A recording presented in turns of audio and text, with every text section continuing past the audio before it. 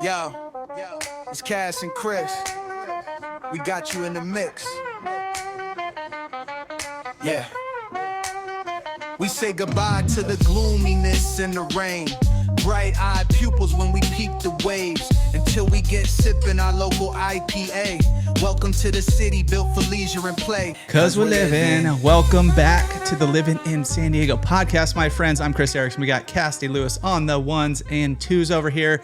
Welcome back, fresh off, rocking a nice little tan, coming back from Hawaii. So we'll get into that.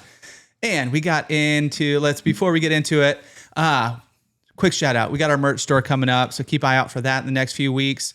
And like I said, as always, we're real estate agents, but this is not a real estate podcast. But if you guys are looking to make a move, we're sponsoring the episode ourselves. So if you guys always links down below. If you guys just want to start that conversation, hit us up. All the info's in the description. And next week we have interview style. We are hopping on, if you guys know Babemos Tequila, local tequila right here in San Diego. We're going to have them in the house. So stay tuned for that. We also have our weeks. We have, like I said, Hawaii, a little bit of sports, new to do and a do. Our question for Cassidy, and then our San Diego story of the week. I would say, I guess, a local legend people might not know about. Sweet. There we go. All right, so let's rock and or roll. First and foremost, I'll get into my weekend real quick because I know yours is going to be a little bit longer. Well, my weekend was the same as yours, but yes, the week is a little longer. All right, so we got into not too much. I was thinking when you were gone, I didn't get into a ton because I was covering for you, so it was a lot of showings. Right, as I don't know if people know how the real estate world works, but yeah, when somebody leaves, that's when it gets busy. So that's exactly what happened. We've had a little bit of a slow year. It hasn't been crazy. Like last year, it was just boom, boom, boom, boom, boom. This year's been a good flow, but just not as crazy. And then all of a sudden, Cassie leaves and 3 clients are in town and other people are calling. It just got wild. Got wild pretty quick. So anyways, that was most of the week. But last Thursday, I did end up we went down to Sports Arena for Nate Bargatze. Oh, yeah. First off, Sports Arena, not a great venue. If you guys haven't been there for a long time, I haven't been there for quite a while. I want to say maybe Garth Brooks was down there. That was an awesome show, by the way. Either wherever I saw him, that was a really good show. And then maybe a UFC or WEC, which is kind of like Ultimate Fighting back in the day. Oh yeah. But haven't been there for a long time. Getting in and out of there. Awful. Good luck. Yeah, we Ubered it and we stopped at your favorite spot, Tony's, on the way down, or I guess next door to your favorite spot, and then hit up, Ubered it from there, met some friends at Tony's, did the whole, let's grab some margaritas, cruise down, and then ended up, Rosecrans is jam-packed. Our guy took the next exit, and then now we're just stuck in a side road, so we hopped out about a half mile out and trucked it through the industrial area of Point Loma. They really need to build that out, man. They're working on it. It's been in the works for a long time. I know.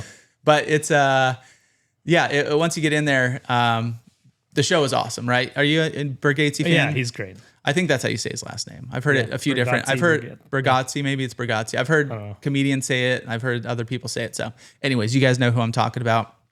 Clean comic, super fun. First comes in, starts ripping on San Diego for, we have a heat advisory. It's because he's Tennessee. It's humid. It's hot. A lot of times. He's like, man, it's like everybody indoors. It's like 82 degrees. Don't worry, it'll be 78 soon. We can get back out there and just kind of rip it on San Diego. And he might have been he sounded like maybe a little sick or coming off something, but really? Still crushed it. Yeah, he's funny, dude. I mean, have you seen his new movie?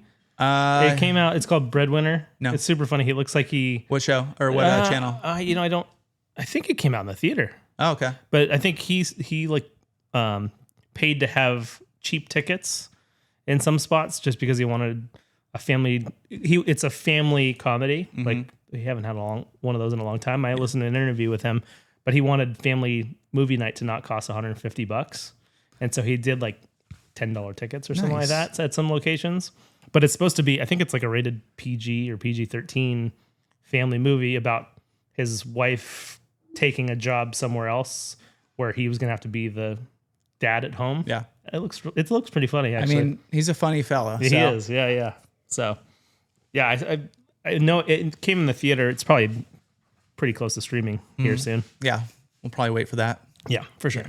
But yeah, super venue, not great. I mean, once you're inside, whatever, it's an arena, fine. right? It doesn't really matter. $20 beers and all $20 beers. Yeah. The wife bought a neutral, they're kind of like the seltzers. Yeah. Vodka seltzer, yeah. You'll see them at all the games and stuff. Yep. Took like 2 drinks. She's like, I don't like the smell of this. I was like, What flavor? how much was it? It was like watermelon or something. Oh, I love the watermelon. Yeah. She said it smelled like vomit or whatever. So anyways, huck that. I was like, dude, that was like $20.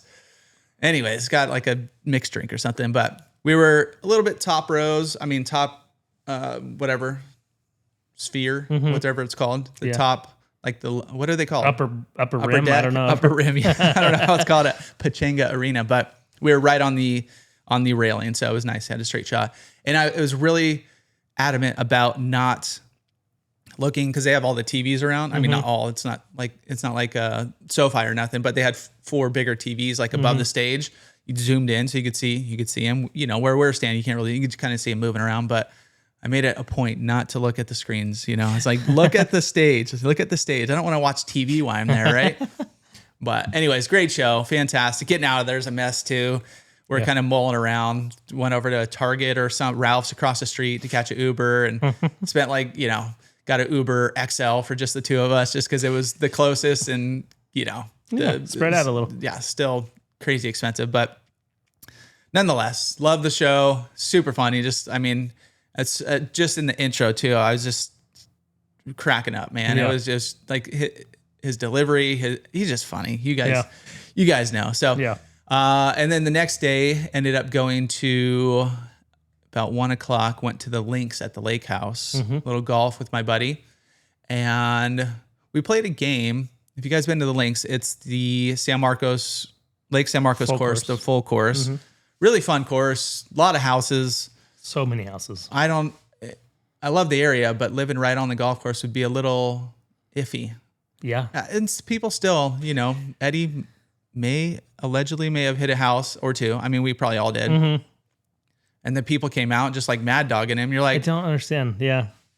like you're literally 150 yards off the tee box where people are going to slice and shank it. And it's not the first time it happened. No. I Go saw back it inside. even at the executive when I played whatever it was a few weeks ago, on hole 17. So that one that you're hitting straight towards a house, but it's a short par 3.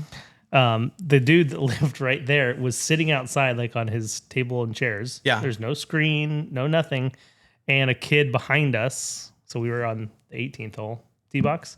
Kid behind us smoked one, probably his best shot of the day. Let's be honest. Yeah. But it missed him by like 3 feet. And the guy was all pissed. I'm like, dude, you're sitting right there. Like, none of us are professional golfers. No. Like, we're going to hit it too far sometimes. That's a shot too, because that's like a 90-yard hole right there too, going Probably. uphill with that big wall behind it. Yeah. Yeah. It's got the wall, but he was literally on the top of the wall. Yeah. And then was like angry at the kid who was probably like 17 or 18 years old. And Yeah, I was maybe like, he had ill intentions. Maybe the kid was he's trying to smoke him. He's like, I'm gonna get that dude. You try to hit the Golf ball picker golf ball upper. picker. I think that's the official name. think the golf so, ball yeah. picker upper. Yep. But yeah, anyways, we played like a game where it was cart versus cart, but your highest, your lowest is versus their lowest. Whoever wins there gets a point, and then the other way, the highest and the highest, whoever gets the lowest there gets a point. Oh. So you max out at 2 points a hole. If you don't get it, it's just a half point either way. So everybody, there's points adding up. Nice. We did really well in the first half. Then we got smoked on the second half. Oh, really? Yeah, it was not good. Who were you paired with?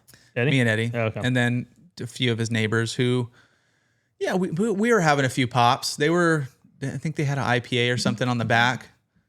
So I think they were cheating in that sense. Just kicking their ball. Just not drinking, I think, is the cheating part. Oh, got it. So I don't know if I've mentioned on here, but I told you we're doing a guy's golf trip up into Mammoth area in August. Yeah. And Tyler, my brother-in-law's, it's his 40th birthday, but he's also setting it all up. And we're doing one of the days for just the 9-hole course. We're doing a sabotage scramble, 2v2v2, 9-hole format, and it's insane. And I'll tell you more about it when we've done it. Yeah. But essentially, you're able to make a pair use their bad ball 3 times in the round, you get like tokens or whatever. And you can say, no, you can't use your best ball. You got to use your bad ball. So if somebody shanks one, you use that ball. Especially on a 9 hole. You got three of them to give. Yeah. So you guys got to have some good shots. Yeah. Both pairs. That's the kind of cool thing about a scramble is like, oh, you get a good drive. I'll just go for broke. Who cares if I shank it? Maybe not but anymore. now anymore. Is it an actual 9-holer or is it just you guys shortening it? Snow Creek. Okay. The golf course kind of off Old Mammoth Road. If you turn left kind of towards the grocery stores and stuff like that, it's over there. Okay. Yeah. Very nice. But yes, my golf game, even though we're part of Bermuda Club, we have golf sims here. Yeah. Got to use them more. Yeah. Not too good. There were some good shots. You're always going to have a few good shots. That's what gets you back out there. Yeah. You know the big shot coming down the hill with the lake. Are you going to try to clear it? Obviously, you're going to try to clear it. Those houses, I mean, sometimes you're looking at the solar panels and you can just sometimes see you hit it over pinholes. The Yeah, I've done that multiple times, hit over the house. I usually go right. This time I flew left, lost my ball. Eddie said he thinks it was against the wall. I don't know. So I dropped on the side of the lake, closest side to the pin. Mm-hmm. So I still got to clear the lake. Open shot. I bring out, I don't know. I was probably, let's say 160 out. I'm like 7-iron. I haven't used my 7-iron all day. I don't know if that was the club, but something like that. Mm-hmm. And so I drop a ball and I'm kind of tucked up above the grass, teed it up a little bit. I'm like, perfect. This is great. Cause some of the rough is rough, dude, swinging underneath. It's just hitting it fat, like get no power out of it. Nice wrist breaker. Yeah. I wasn't, you're not used to that too much here. Usually it's just kind of rough, whatever. Mm-hmm. It's a little bit bad, like Twin Oaks, unless you go way out. It's not bad. But yeah, Lake San Marcos and exact last time I played too. It wasn't great outside once you get out there, out in the fluff. Mm-hmm. But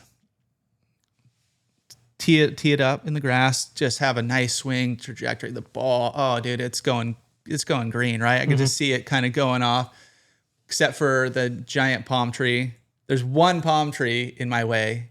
And I even turned right, so I didn't hit it. Dead in the center. Just like bounced back like 40 yards. It was basically the same shot again. Oh, jeez. Oh my gosh. It was just, I was looking at that tree too. All right, I'm going to go right a little bit. I'm going to try to wrap it around. I don't know how to do any of that, but either way, I'm going to aim right and just nailed it. Yeah, just square. You should have aimed for the palm tree. I should have. That's the goal. But anyways, golf's fun. Love it still. It was a good time to get out there. So sweet. How was Hawaii? It was great. Yeah, we we were out there for 9 nights. We stayed we went to Big Island, which is Hawaii, for any of those that are curious. A lot of people think Oahu is the Big Island because it's Honolulu is the big city and stuff. So like, oh, cool, Honolulu. And I'm like, no, it's the Big Island. We're not all as well versed in Hawaii as you. Yeah, I mean, I get it too. I get confused. I know Maui because that's where my sister got married, and I know it's its own little island. But yeah, we went to Oahu. And I was like, I don't know, and then I had to look it up. And okay, I'm looking at all. Like that's Hawaii. That's different. Okay, they're different islands. So yeah, for a long time I thought Honolulu was the island. So, I mean, not recently, but for a long time until last year. But yeah, you got Honolulu. I've been to Oahu. Isn't that the also, capital? Honolulu's. I think Honolulu's capital, but and it's then you have Oahu. And then you have like North Shore as well, which is like the huge surf spot on Oahu. So you're like, that's kind of Oahu is the most popular of the most populated of the islands. I'd say Maui is the most popular for tourists, and then Big Island is kind of forgotten. Mm-hmm. I don't think a ton of people do it, but it's by far our favorite. We loved Kauai. Chelsea grew up going to Maui, but now she's stuck on the Big Island. But I think especially with older kids, like the snorkeling's a lot better than Maui just because Maui's always windy, so it's washed out a lot. And in my opinion, the snorkeling is better on the Big Island. But yeah, we had a blast. There's a restaurant we really like. We stayed in the Waikolo area, which is north of the airport on the Kona side, about 25 minutes. And it's got a bunch of resorts. So there's a Marriott, there's the Big Hilton, which is incredible property. And then we stay at like a Hilton Grand Vacations area. There's a restaurant called Lava Lava Beach Club that is right on the ocean, right on A Bay, which is like one of the main bays in there. And they have 4 cottages that they rent out, little hotel The restaurant? The restaurant does. Yeah. Interesting. Yeah. So I think they just had like this property, and so they just built out these 4 cottages. Yeah. There's no pool. So like that's probably the only negative. There's no pool. They're right on the beach. Like seriously, right. I saw pictures. It was insane. So I haven't stayed in a hotel like that, like maybe since my honeymoon. Like walk right onto the beach. Yeah, it was epic. So we stayed there 3 nights. Could walk to dinner right at the restaurant, which is rad. Good dinner? Good, yeah. The food's really good. We didn't have the best experience on the second day, but the first day was great. They have live music every night, so literally we'd go to dinner, walk back to our lanai, make a cocktail, listen to the music, go sleep. It was like a perfect... Because you could hear it from there still? Yeah, it was literally right, like me to the other side of You like just in the restaurant? You're Yeah. like, this is our Essentially, house. no, the first one, so the first bungalow is literally like at the restaurant. Second bungalow is far enough away where you're not hearing people talk as much, but you can hear the music. But yeah, it was awesome. Free paddleboard, so Cam was obsessed and kept taking him out. First off, how'd you find this restaurant / hotel? We've been to the restaurant a bunch. So Lava Lava is owned by Huggos and Huggos on the Rocks, which is a big or a nice restaurant we've been to a bunch down in Kona. Mm-hmm. And we've been going to Lava Lava Beach Club for a really long time. It's usually like an hour or 2 wait. Like it's a very popular spot. And it's right on the beach. So like there's 10 tables in the sand and then the rest of the restaurant. But so we knew about that. And then Chelsea was just like Googling the bungalows because she knew they were there. Yeah. And they weren't outrageously expensive. Like if you try to find like a beachfront, like Airbnb or something like that, it's outrageous. So like this was just a good like middle ground to get us on the beach for a couple nights. Yep. And it was epic. Yeah. So tons of paddleboarding there. They had couple bikes. So the You boys say it's a bay, so it's not like pretty flat. it's flat as flat can be. Nice. Yeah. Yeah. It was beautiful. It was windy in the afternoons, but like in the mornings, it was like glass. So, ton of turtles like right out there. So that was fun. And then we stay at a Hilton Grand Vacations, like I mentioned, called Kingsland. If you need info, my wife is like a dedicated travel agent for Kona. Yeah, she got a whole doc she sent to a whole bunch of friends and family and stuff. So she doesn't take money for it. She just gives her doc because she's selling the guide for only $27. That's right. I know, but we just love Kona. Like it's our happy place for sure. And Kingsland, where we stay, is so easy. They have a couple of pools. They have one that's like very hotel style with a bar and restaurant and stuff. But then there's some kind of mellow, smaller pools around too. You can use the main Hilton facility too for free, which is insane. It's like Disneyland, but a hotel. Nice. Like there's a tram that takes you to your room. It used to be a boat. Then we didn't see the boat moving at all, but now just the tram. Maybe it's just the tram. But it's epic. It's like condo style, so full kitchens. So we'd make breakfast and stuff. Nice. Laundry. That's the way to do it. Yeah, laundry. So we only brought 3 of everything and just did a bunch of laundry. We did kind of 2 main excursions. The first, we did a snorkel boat to Captain Cook's, which is Kealakekua Bay. Ooh. Say that again. And there's only a couple of companies that are allowed to go into this bay and have snorkel trips. So it's take off from Kona touched. and goes out from there. You take off from, it's called Keauhou Bay. It's south of Kona by just at the kind of the south end of Kona. Okay. So it was probably like a 30 or 40 minute boat ride further south.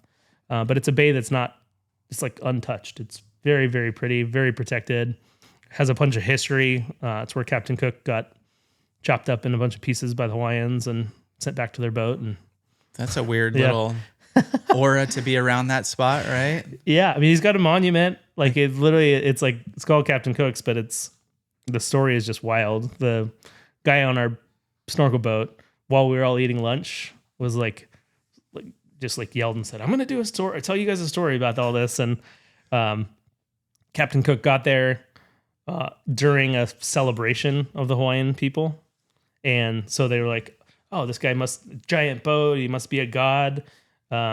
Treated him great. Like he ate a ton and hung out with them, and then went away, and then came back during not celebration time, and they cut them up into pieces. So Bad timing, dude. it's all about timing. So anyway, it was interesting history, but gorgeous snorkel. We saw a little octopus at one of the snorkel spots too, which was rad. And one of the lifeguards dove down with my GoPro and got a good shot of it, which was rad. There's no chance I was making it all the way down there. How deep? Probably 35 feet or something like No, that. thanks. No thanks. Explode. Maybe 30 feet. Yeah, it was crazy. And she's stuck down there for like 10 seconds too. I was like, how do you do that? Practice, I guess. I guess so, yeah. And then the other big one is we did the mantis snorkel, which we hadn't done in 4 years. So Bray was 6 the last time we did it. He made it through like half of it the first time and got cold and scared and went back to the boat with me. Mm-hmm. But this time had a blast. It's definitely like when you ask him his favorite part of the trip, it's definitely mantas. And it's, if you go to the Big Island, it's something you have to do at least once. I don't know how often you need to do it, but once is rad. These mantas are insane. These were like 11 or 12 foot wingspan creatures that are coming right up to, like, you saw my video I posted. Yeah. It's insane. Yeah. So, and we got really lucky. We got 4 big mantas, and then there was like a juvenile swimming down below. But the couple nights before they got skunked. I was going to say, I was going to ask you, is like whale watching? Like sometimes you nail it, and sometimes like they kind of know where they are, and they're like, so they always come. So this spot is right off the Kehoe Bay. So we go off the same spot. It's a 5-minute boat ride. Like literally, you see when you start going out on the boat, you can see where you're going to stop. Mm-hmm. There was a Sheraton.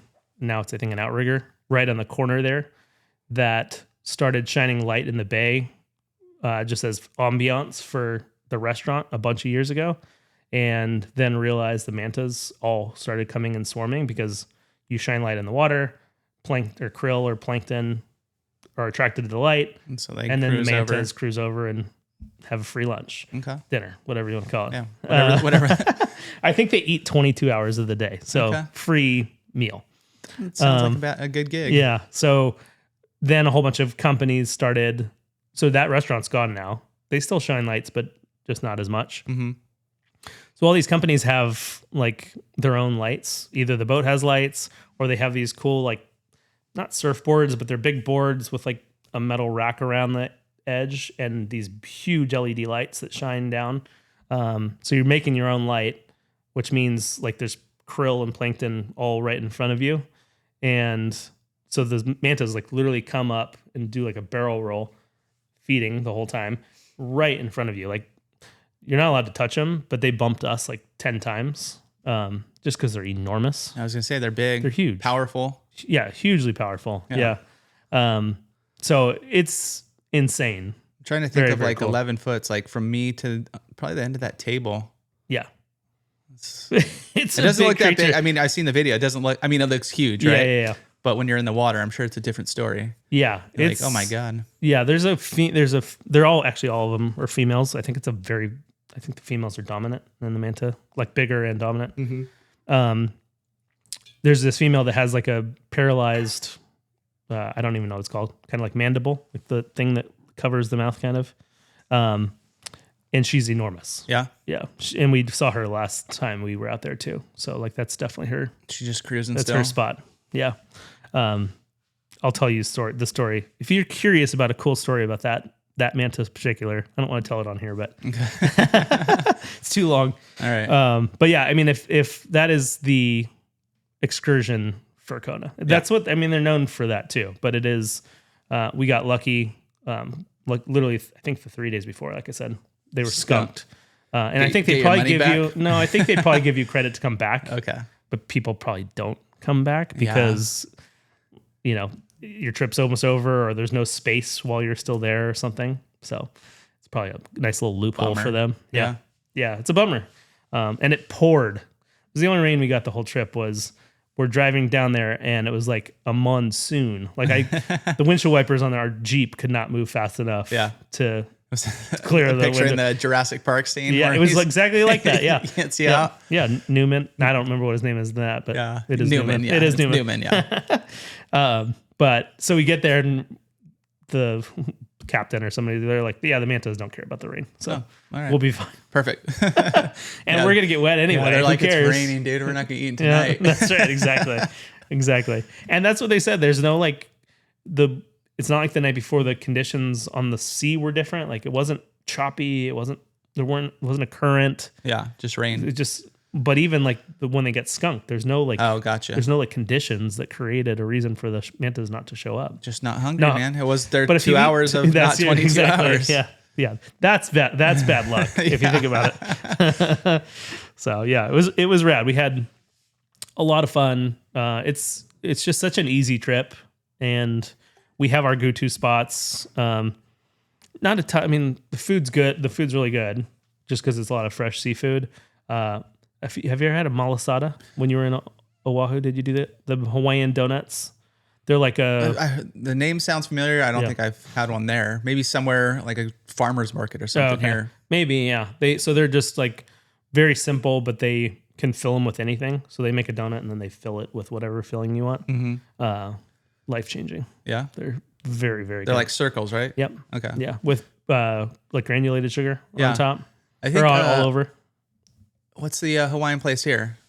The one off Breakers. Santa Fe, Breakers off Santa I think Fe. they get them from, because they have some donuts in there, but I think they get them from Mochichi's over in Encinitas too. okay. They have some of their donuts, but then they have, what do they call Malasadas. them? Malasadas. Yeah, Yeah. maybe. I've seen them in there and I was Yeah. like, I think that maybe that's where I heard the name. Yeah, this company. So it's literally just a food truck on the side of the road, in the middle of nowhere. What'd you get inside of it? So mine I did creme brulee just because it seemed like vanilla-ish. It was delicious. The boys got chocolate chip. Chelsea and Cam got chocolate chip, and Bray got s'mores, I think. They were insane. Nice. Yeah, they were insane. They're too filling. Like, we got them another time on the trip, and Chelsea and I split one. And I was still stuffed. Yeah. They're enormous. Bring them here. I know. Tell them. Yeah. You're opening a food truck now. That's right. Yeah. But I mean, seriously, so this malasada place it took us our wait was like 20 minutes each time. Yeah. But now there's like a pineapple guy, and now there's a guy selling honey in there. I was like, all because like at the same little spot. You say it's on the side of the road somewhere? Yeah. It was just like a kind of big dirt lot. There's a coffee truck. There was a boba truck. But they all started with that malasada truck brought the people, and then everybody else kind of is glomming on. So, yeah, it's rad. That was the food of the trip? That was probably, that was maybe the food of the trip. Yeah. I mean, like I said, tons of good ahi. Yeah, really, really good food. But the malasadas, haven't had them from there, and they were amazing. We've only had like Pokey? grocery store malasadas. Not the same. No. But yeah, Poke's incredible. I did ahi probably 4 meals. Yeah, it was phenomenal. Ahi nachos too. Which is essentially poke with chips. Mm-hmm. But like little like wonton chips. wonton chips, yeah. So a little bit different. Yeah. Oops. I was in Sprouts the other day. What do you think of a sushi burrito?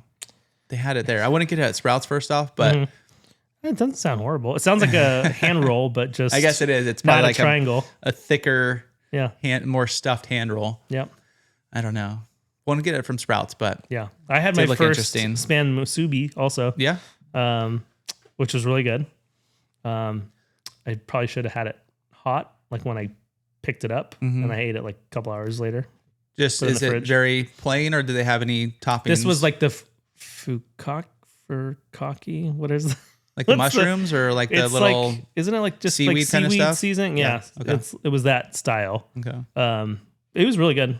Yeah, it was good. It was my first time eating Spam ever. And It was good. The Spam part was really good. Like the rice just was a little bit. It just, I didn't eat it at the right time. I Yeah. should have eaten it right away, and I didn't, and I made that mistake. Yeah. But the Spam part was good. I've been afraid of eating Spam since, for a video project in 10th grade, we opened a can and the juice just got everywhere, and it was disgusting. yeah, that's kind of gross. Yeah. That is gross. But cooking it's better. Yeah. Yeah, there's like once again Breakers. Lincoln's a big fan of those. What are they? Musabis? Musubi? I always say it wrong. Maybe it's that. I don't know. Whatever. How do you spell it? Musabi, right? I think so. I think so. Musubi. Musubi. Or something like that. Musubi. Yeah. I think it is Musubi. I always call it Musabis. But anyways, they have some. But there's a guy in Lucadia who rips them out of the back of his house. It's like legit. He's got, I don't know if it's, I read the article, if it's like a commercial kitchen and he just order them and then go pick them up like in his backyard in Lucadia. So he's got an Instagram. Have him on. Yeah, I agree. Yeah, it'll be red. But he's got, he does it. He puts like a little bit different. Some are spicy, some are whatever, all that kind of stuff. So he does not just the general version. Yeah. He probably does that too, but he does. Yeah. Yeah. I'm sure that's like his go-to, but yeah, there are some, I went through I think he does like specials of the day and stuff like that. And then has some menu items. Yeah. But yeah, it looks rad. What else did we get into? That was it. We came home and had a soccer tournament right away and FNL finals. Cam's team came up 1 touchdown short, but it's probably one of the more fun sporting seasons we've ever had. It was so short, but it was all Cam's best friends or a lot of his best friends. And then that means it's a lot of our friends too. So yeah, it was a lot of fun. We played some softball while you were gone. Yeah. Yeah, we won. 9 o'clock games, or one got canceled, nonetheless, we did win. Should we get into sports? Yeah, let's do it. Welcome back to town. Yeah. Thank you. World Cup is over officially. It was so fun. I miss it already. I was going to say, what do we do now? It's been like constant. Especially because our baseball teams suck. So now it's like it's like the March Madness. You always got a game to watch. You always got something to cheer for. I believe we were talking about it. I think you were a Spain fan at the end there. I was waiting for I was hoping for PKs. Yeah. So like my house was divided. Cam was Spain, Bray was Argentina, and me and Chelsea did not want to get in the middle of that. We had to tell both of them to be nice to each other. Yeah. But at the end there, before Spain scored, I just wanted PKs because Argentina was down a man, so there was no chance there was very little chance that they were going to. They made a few runs. At the end, but not very many. I think they had one shot on goal the whole game. Yeah.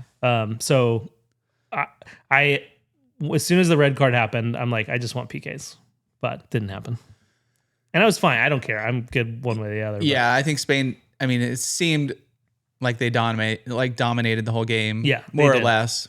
Yeah, and so Julia was watching it too, and she's like, Argentina. That's how they won the previous game, where they came back in the 88th minute, and then like the 96th, whatever, scored two to go up. I think it was England, right? Mm-hmm. Yeah, they had 9 goals total in the 75th minute on in the whole tournament. Yeah, so they like to fight, right? Yeah. Yep. Wait till the last minute. Wait till the last minute. Procrastinate, if you will. Yeah. And so after all that time, Spain just push and push, and they have a ton of opportunities. I don't know, unbelievable. They showed the momentum a few times. They show the kind of the flow of the game, and there was very few spikes where it was going towards Argentina. Yeah, I mean, it only takes one. Yeah, Martina, the Argentina keeper, is also insane. Yeah, like he saved their butt a handful of times in that game. He just doesn't make mistakes. Yeah, at all. Mm-hmm. It was fun. It was definitely a fun time. Do you know where the next one is? No. It is in Spain, Portugal, and Morocco. So we'll get to watch like 0 games. I'm going to go. Are you really? Yeah. Oh, that's nice. She's like, I'm saving, like, I'm starting to save money. We're going to save 4 up years. We're going to put however much a month away. And we're going to Spain, baby. For a pool player, what would you do? I don't know. Probably, because it's most games. Yeah, we'll probably just do a week out somewhere. That's rad. I don't know. I love it. It's a pipe dream right now, but she's seriously thinking about it, because I was like, she's wanted to go back since our honeymoon, and so I was looking up. I was like, "Where's the next World Cup?" I wonder, and I brought it up. I was like, "Oh, you're gonna like this." And she's like, "We're going." So would you do Spain and Portugal? Probably. Yeah, that would be cool. Yeah, that'd be cool. I don't know about Morocco. Morocco would be sick too. That's we were talking with buddies. It's on the African continent, but it's somebody said it was like right 40-minute boat ride. Yeah.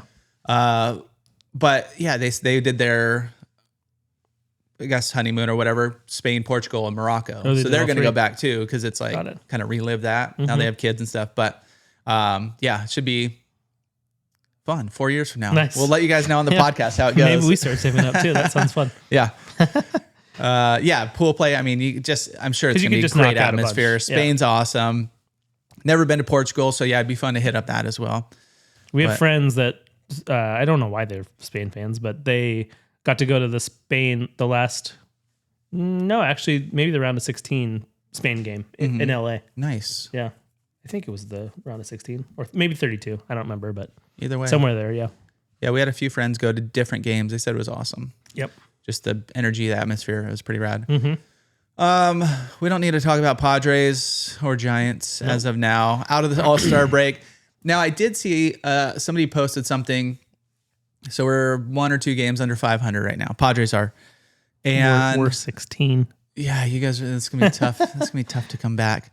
But the thing about the Padres, they're just showing at this moment, no Urgency. just no like fight, right? You know, like in those seasons, like they did even earlier this season when you see them, maybe they're down, but they're always kind of in it. Now, if they go down, you're like, I don't know if this is going to happen. Even last night, down 3-2 and hoping for a Crone zone to get a base knock and, doesn't do it. Well, even the Giants yesterday tied it up in the top of the ninth, 3-3 with the 2-run homer and gave up a run in the bottom of the ninth. Yeah. And it's like nothing. There's no way to get momentum. Yeah. When you're this bad. Yeah. Padres, Kansas City Royals, not a good team. That's who we lost to last night. So. They come up, I think it was the middle game. They played them earlier, whenever.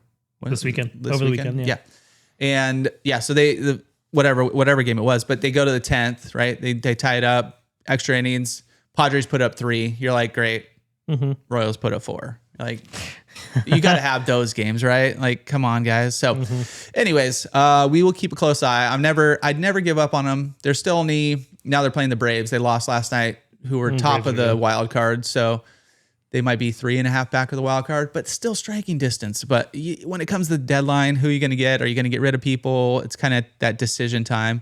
I don't know. I think Pereller's usually a buyer if there's any chance. So we'll see. We'll see what 35-year-old slugger he brings in. In better news, San Diego FC is coming back. They're looking to capture the Magic to close out the regular season. So they play again. You guys are going to see it already when this drops on Thursday, but they're playing Wednesday night after a long break. They sit in 12th place in the MLS Western Conference with 19 regular season games to go. So I think the top, I believe 10. I think you're right. Something like that. I think it's 10. We'll have full updates. 10. Yeah, it's 10. But yeah, anyways, they're coming back. Here was a stat. They started the season off fantastic. They won 5 of their first 6 matches. You're like, we're reliving it. We're doing it again, just like last year. Yeah.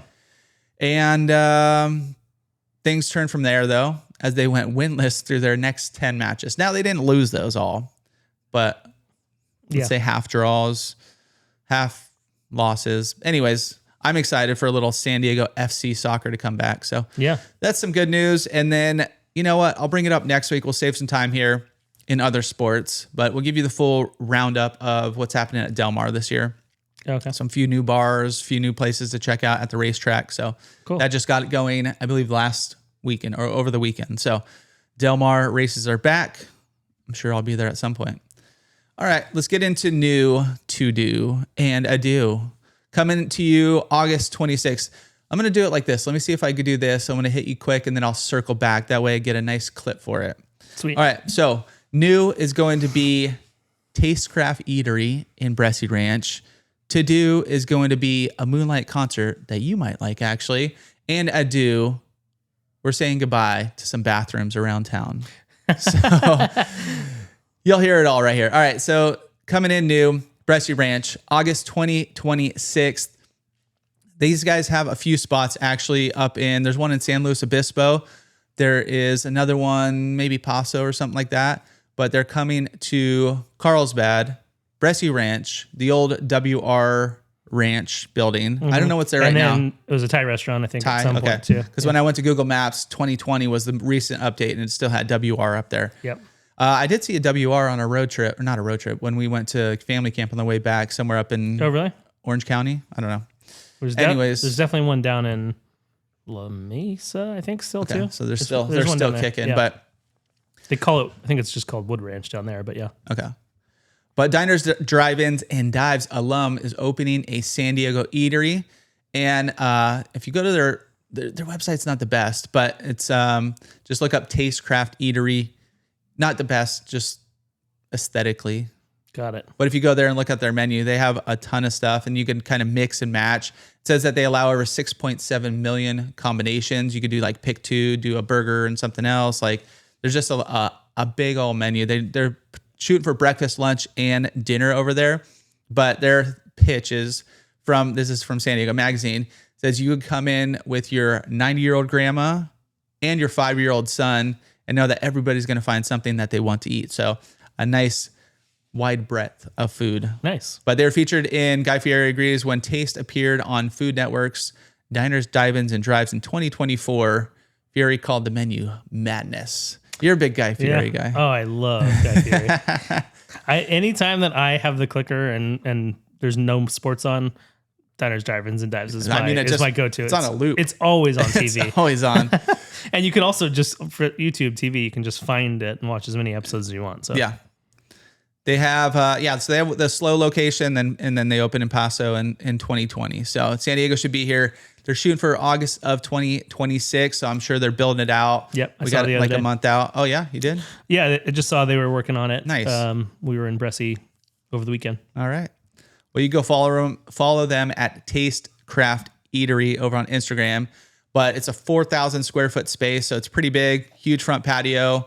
Well, it says large front patio, so I wouldn't say huge. It's pretty good. But they want people to come in and feel like they're coming into a really nice spot, but it's approachable. So you get a burger with fries with a beer or a kale salad topped with ahi and a 0 proof cocktail with agave and bubbly cranberry juice. So really anything goes.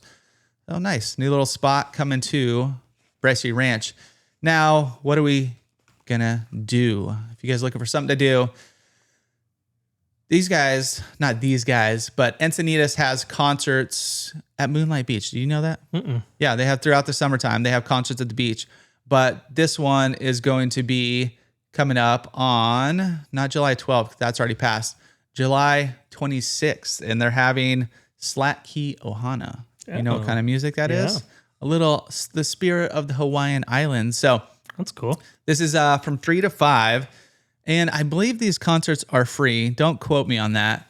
But they have, and they have an opening act, the Uncle Tim's. I'm not sure about them, but they're inspired by the sounds of the 90s underground music scene. But back to Slack Key Ohana. They bring the warmth and spirit of the Hawaiian Islands to the Encinitas coast through through music rooted in aloha, family, and connection. It was founded by guitarist and vocalist Brian Whitkin alongside his parents, Carol and Joe. The award-winning group blends Hawaiian slack key guitar, harmony-rich vocals, ukulele, as they say, and Americana influences into an uplifting island-inspired experience. So they're also going to have hula, fire dancers, the whole thing, the whole shebang. So they also have a chart-topping music release and over 100 performances annually. So they're, if you guys like a little bit of Hawaiian music, cool. I'm sure chill, relaxing, a lot of... I don't know about fire dancers during the day. Yeah, that would be interesting. I don't know, but it says they're having it. So they said their performances, maybe they're not going to have them there. Let me reread that. Their performances range from intimate acoustic moments to full band celebrations. Got it. Don't expect that there, guys. Got it. Okay, got it. So don't go down there and be like, Chris said they're going to. Where's your hula dancers? Yeah. But Slack Key Ohana will be there. So that, and real quick, that is July 26th. So I think is that this weekend? This weekend, yeah. This weekend coming up. So you guys are dropping this Thursday. So you got a few days if you want something to do, 3 to 5, and you're in Encinitas. All right, now we're going to Adu. Bathrooms. Goodbye to all the bathrooms, at least in nearly half of them in Mission Bay. Oh, geez. Yeah, more than half are closed. Now, there's still 20 open, but I guess in a way for San Diego to cut funds for basically just not paying somebody to clean them, right? Because how much is a bathroom to run? They cut basically half of the bathrooms out, and that's like you're kind of, there's nowhere else to go, right? It's disgusting. In certain spots, first off, it's gross because it's just everybody's gonna pile into or just go anywhere. Yeah, I guess that's probably true too. And yeah, there's the city of San Diego's trying to like cut funds and save money, but like the bathroom's already there. You don't have to build them; just take care of them. It says the closures will save the city over $500,000 this year. That seems so small in a city budget. Maybe since they closed the parking at Balboa, they're like that was going to fund it. So maybe they're like, sorry guys, but.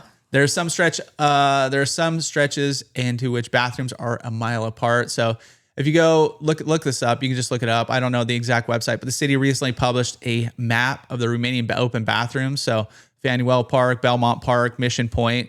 But it's basically like every other bathroom. If you're looking at the map, one's green, one's red, one's green, one's red. So anybody going down there, plan accordingly. They also took about half of the I don't know what they call them, porta potties or whatever, out of Fiesta Island. So now there's only half of those down there too.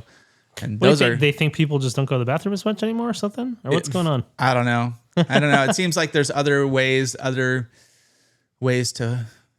cut the funding somewhere else. They're not bathrooms that are already built. Like I said, they're not rebuilding these. It's just like, go take care of them. Yeah, it's weird. So anyways, goodbye to sanitation. Goodbye clean beaches. Just be aware when you guys are getting down to Mission Beach. Yeah. Not Mission Beach, Mission Bay. Yeah. Ask the kids 3 times before you go. Yeah.